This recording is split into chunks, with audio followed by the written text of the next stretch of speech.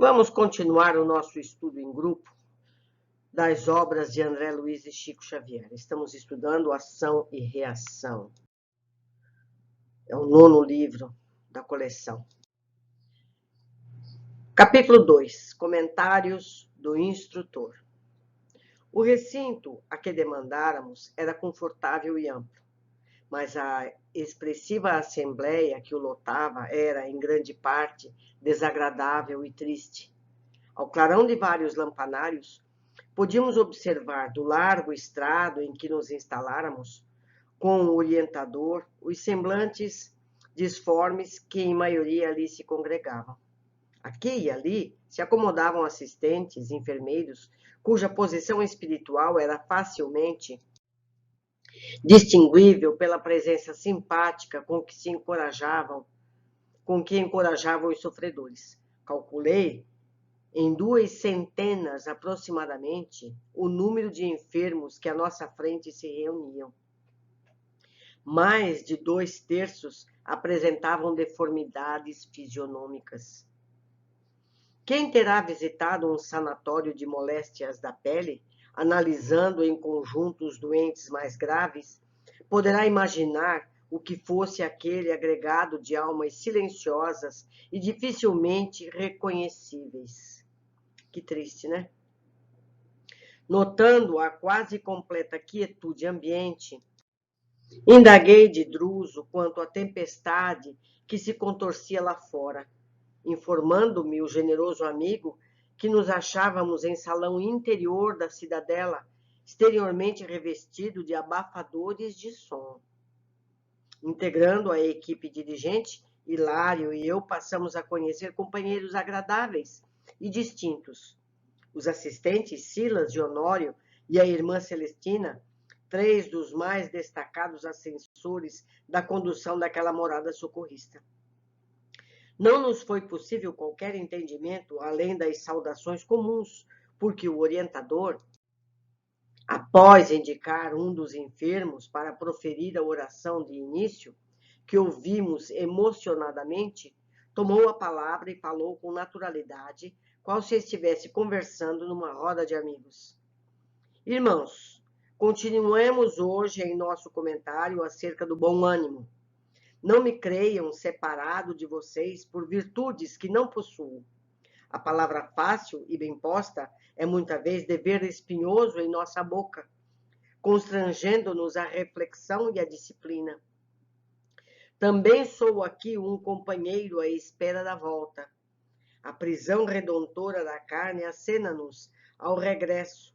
É que o propósito da vida trabalha em nós e conosco, através de todos os meios para guiar-nos à perfeição. Cerceando-lhe os impulsos, agimos em sentido contrário à lei, criando aflição e sofrimento em nós mesmos. No plano físico, muitos de nós supunhamos que a morte seria ponto final aos nossos problemas, enquanto outros muitos se acreditavam privilegiados da infinita bondade por haverem abraçado atitudes de superfície nos templos religiosos.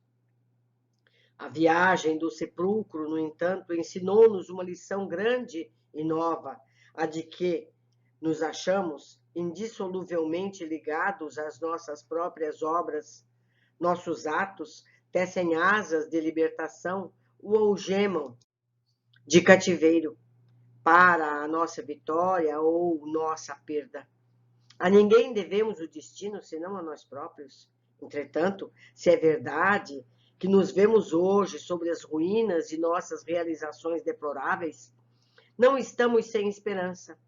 Se a sabedoria de nosso Pai Celeste não prescinde da justiça para evidenciar-se, essa mesma justiça não se revela sem amor. Se somos vítimas de nós mesmos, somos igualmente beneficiários da tolerância divina, que nos descerra os santuários da vida para que saibamos espiar e solver, restaurar e ressarcir. Na retaguarda, aniquilávamos o tempo, instilando nos outros sentimentos e pensamentos que não desejávamos para nós. Quando não estabelecíamos, pela crueldade e pelo orgulho, vasta sementeira de ódio e perseguição. Com semelhantes atitudes, porém, levantamos em nosso prejuízo a desarmonia e o sofrimento que nos sitiam a existência, quais inexoráveis fantasmas. O pretérito fala em nós com gritos de credor exigente, amontoando sobre as nossas cabeças os frutos amargos da plantação que fizemos. Daí os desajustes e enfermidades que nos assaltam a mente, desarticulando-nos os veículos de manifestação. Admitíamos que a transição do sepulcro fosse lavagem miraculosa, libertando-nos o espírito, mas ressuscitamos no corpo sutil de agora, com os males que alimentamos em nosso ser. Nossas ligações com a retaguarda, por essa razão, continuam vivas. Os laços de afetividade mal dirigida e cadeias de aversão aprisionam-nos ainda a companheiros encarnados e desencarnados, muitos deles em desequilíbrios mais graves e constringentes que os nossos, nutrindo propósitos de regeneração e melhoria. Somos hoje criaturas despertando entre o inferno e a terra, que se afinam tão entranhadamente um com o outro como nós mesmos feitos. Achamo-nos imbuídos do sonho de renovação e paz, aspirando à imersão na vida superior. Entretanto, quem poderia adquirir respeitabilidade sem quitar-se com a lei? Ninguém avança para a frente sem pagar as dívidas que contraiu. Como trilhar o caminho dos anjos, de pés amarrados ao carreiro dos homens que nos acusam de faltas, compelindo-nos a memória ao mergulho nas sombras? Druso fez ligeira pausa e, depois de significativo gesto, como que indicando a torturada paisagem exterior, prosseguiu em tom comovente. Em derredor do nosso pouso de trabalho e esperança, alongam-se flagelos infernais. Quantas almas petrificadas na rebelião e na indisciplina aí se desmandam no aviltamento de si mesmas? O céu representa uma conquista, sem ser uma imposição à lei divina. Alicerçada na justiça indefectível, funciona com igualdade para todos. Por esse motivo, nossa consciência reflete a treva ou a luz de nossas criações individuais. A luz, aclarando-nos a visão, descortina-nos a estrada, a treva, enceguecendo-nos, aguilhoa-nos o cárcere de nossos erros. O espírito, em harmonia com os desígnios superiores, descortina o horizonte próximo e caminha, corajoso e sereno, para diante, a fim de superá-lo. No entanto, aquele que abusa da vontade e da razão, quebrando a corrente das bênçãos divinas, modela a sombra em torno de si mesmo, insulando-se em pesadelos aflitivos, incapaz de seguir à frente. Definindo assim a posição que nos é peculiar, somos almas entre a luz das aspirações sublimes e o nevoeiro dos débitos escabrosos, para quem a reencarnação, como recomeço de aprendizado, é concessão da bondade excelsa que nos cabe aproveitar num resgate imprescindível. Em verdade, por muito tempo ainda sofremos os efeitos das ligações com os nossos cúmplices e associados de intemperança e desregramento, mas, dispondo de novas oportunidades de trabalho no campo físico, é possível refazer o destino, solvendo escuros compromissos e, sobretudo, promovendo novas sementeiras de afeição e dignidade, esclarecimento e ascensão, sujeitando-nos às disposições das leis que prevalecem na esfera carnal, teremos a felicidade de reencontrar velhos inimigos sob o véu de temporário esquecimento, facilitando-se-nos, assim, a reaproximação preciosa.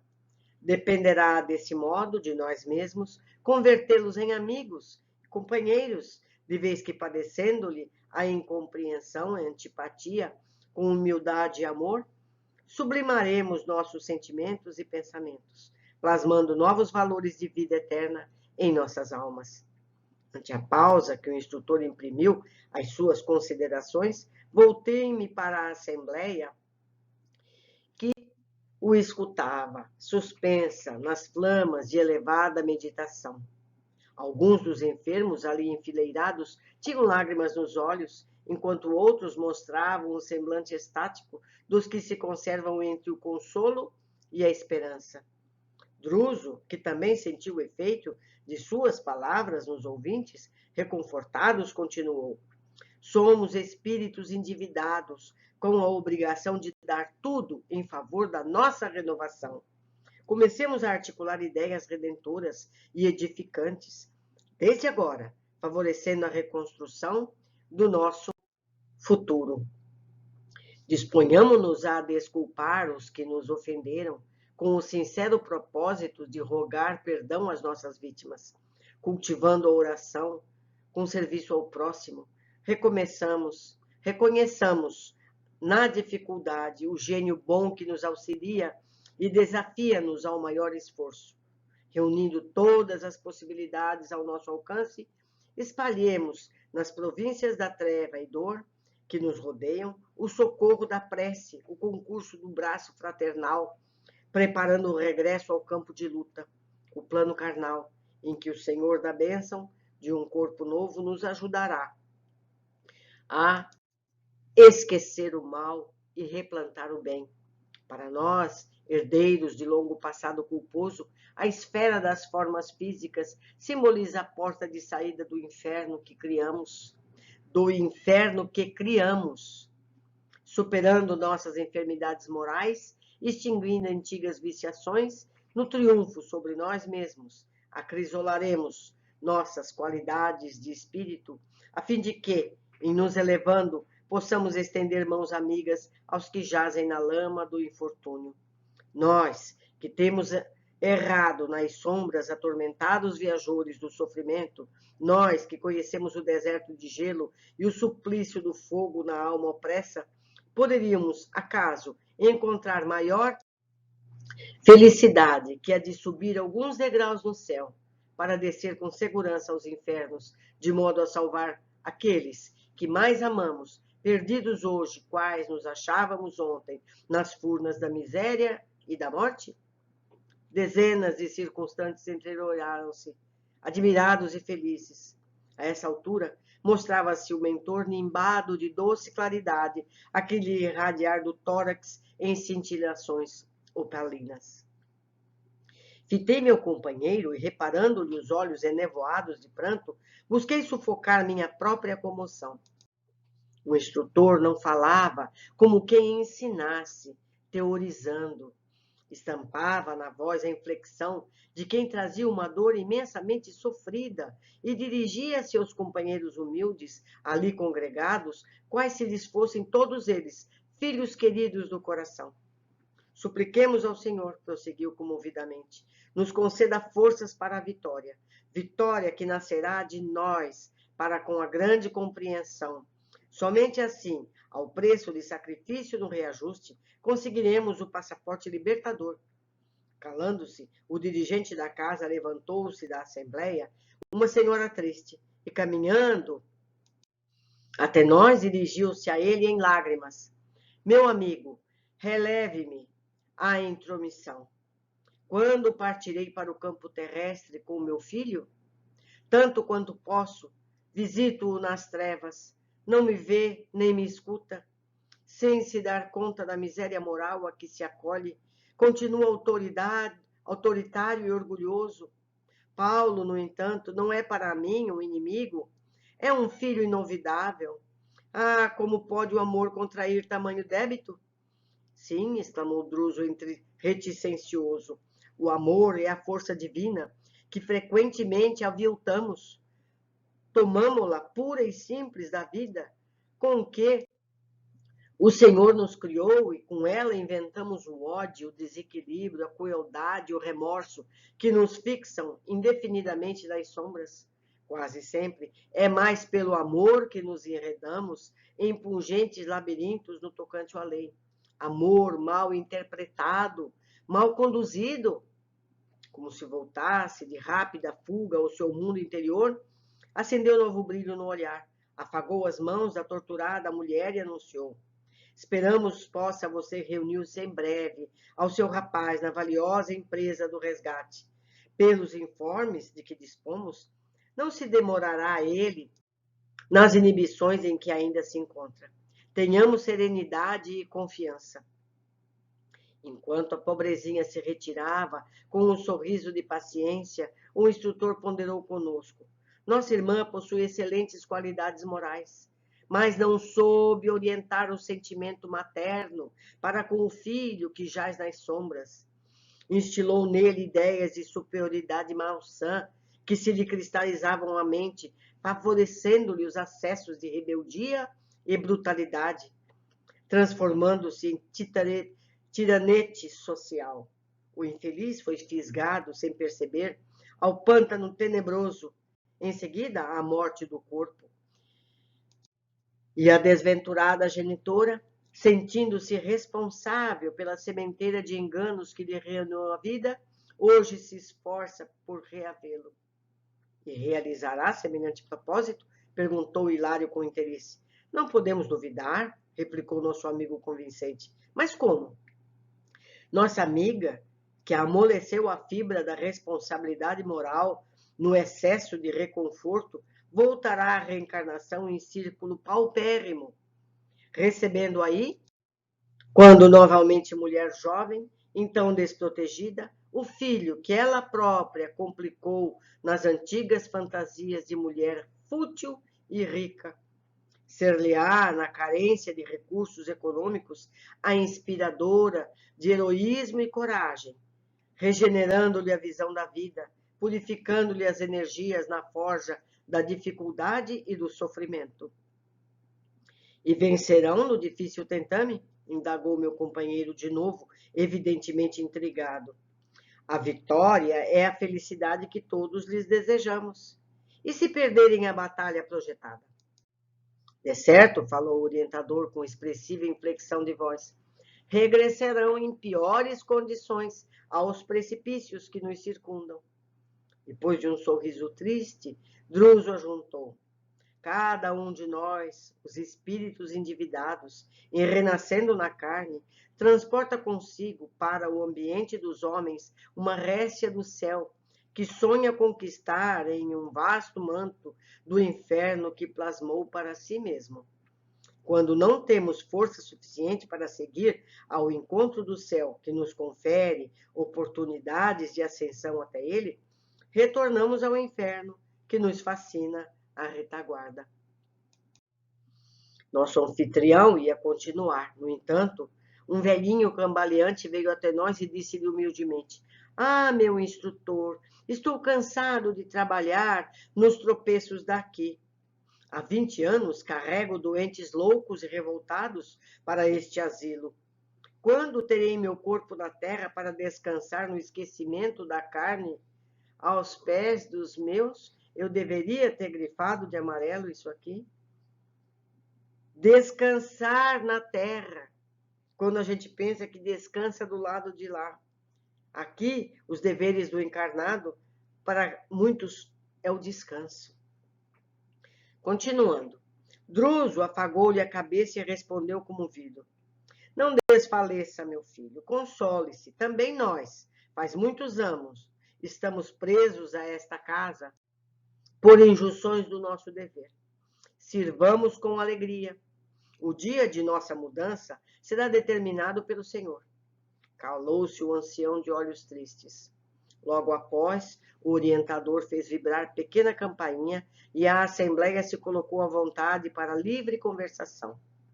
Um moço, de expressão simpática, beirou-se de nós e, depois de saudar-nos afetuosamente, observou inquieto: instrutor amigo, ouvindo-lhe a palavra educativa e ardente, fico a cismar nos enigmas da memória. Por que esse ouvido para cada morte física? Vou voltar. Por que esse ouvido para cada morte física? Lá também eles esquecem.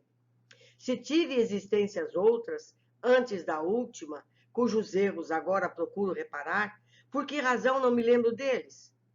Antes de partir para o campo físico, na romagem que me fixou o nome pelo qual hoje respondo, devo ter deixado bons amigos na vida espiritual, assim como alguém que, viajando na Terra de um continente para outro, comumente deixa no cais afeições queridas que não esquecem.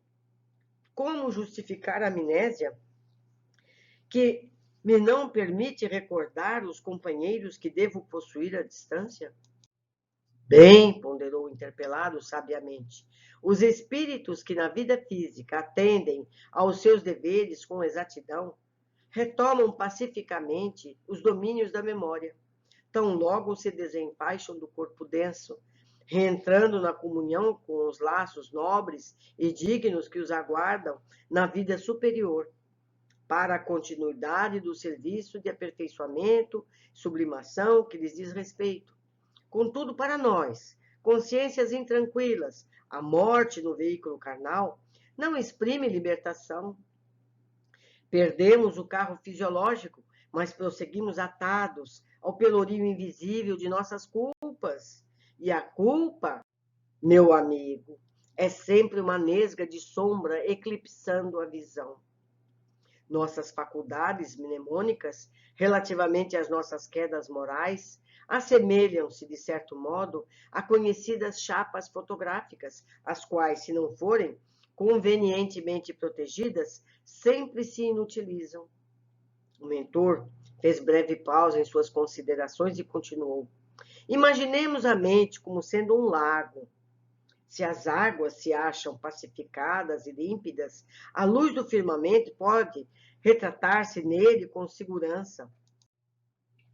Mas, se as águas vivem revoltas, as imagens se perdem ao quebro das ondas móveis, principalmente quando o lodo acumulado no fundo aparece à superfície.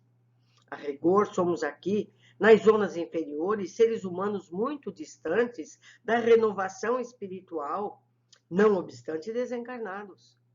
O consulente escutava-o, visivelmente surpreendido, e dispunha-se a formular interrogações novas, ante a pausa que se fizera, mas Druso, antecipando-se-lhe a palavra, acentuou em tom amigo.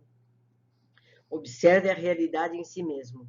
A despeito dos estudos a que presentemente se confia, e apesar das sublimes esperanças que lhe ocupam agora o coração, seu pensamento vive preso aos sítios e paisagens de que, pela morte, supostamente se desvencilhou. Em pleno caminho da espiritualidade, você se identifica com as escuras reminiscências que permanecem ao longe no tempo. O lar, a família, os compromissos imperfeitamente solucionados. Tudo isso é lastro, inclinando a sua mente para o mundo físico, onde os nossos débitos reclamam sacrifício e pagamento. É verdade, suspirou o rapaz compungidamente. Mas o instrutor prosseguiu. Sob a hipnose, nossa memória pode regredir e recuperar-se por momentos. Isso, porém, é um fenômeno de compulsão. E em tudo convém satisfazer a sabedoria da natureza. Libertemo-nos no espelho da mente que jaz sobre a lama no arrependimento, do remorso e da culpa. Esse espelho divino refletirá o sol com todo o esplendor de sua pureza. Druso ia continuar, mas a chegada de um colaborador impediu-nos a conclusão do assunto. Olha só que impressionante, né? Impressionante esse lugar. Vamos às observações. Mais uma vez, vemos casos de mães que erraram na educação dos filhos e ficam presas a eles por culpa. Ela é uma pessoa boa, no entanto, ela está lá embaixo, olha em que condições dramáticas, em busca do filho. Vamos ver. Mas não soube orientar o sentimento materno para com o filho que jaz nas sombras. Instilou nele ideias de superioridade malsã que se lhe cristalizaram na mente, favorecendo-lhe os acessos de rebeldia e brutalidade, transformando-se em tiranete social. Para a maioria das mães, os filhos sempre são certos. Apontar e corrigir é dever dos que amam com sabedoria. Ultimamente, temos visto muitas crianças, muitos adolescentes que mandam na família. Não é verdade? Vocês todos não conhecem vários assim? Será um sofrimento no futuro. Segundo, mais uma vez, a referência à culpa. A culpa, meu amigo, é sempre uma nesga de sombra, eclipsando-nos a visão. O sentimento de culpa não repara o erro e ainda faz com que se caia profundamente as nossas vibrações. O que devemos ter é arrependimento e desejo de reparar. É difícil, a gente tem que mudar essa forma de entender. A gente, aqui na Terra, está muito ligado à culpa e à punição. Punir também não resolve. O que resolve é a reparação do erro, é a educação daquele que errou. Então vamos tentar nos educar, vamos treinar os bons comportamentos, vamos tentar inibir os maus. É devagar, nós temos tempo pela frente. A espiritualidade não tem pressa. Quem tem pressa somos nós. Um abraço a todos, foi uma alegria estar com vocês aqui hoje e eu aguardo a todos no nosso próximo capítulo.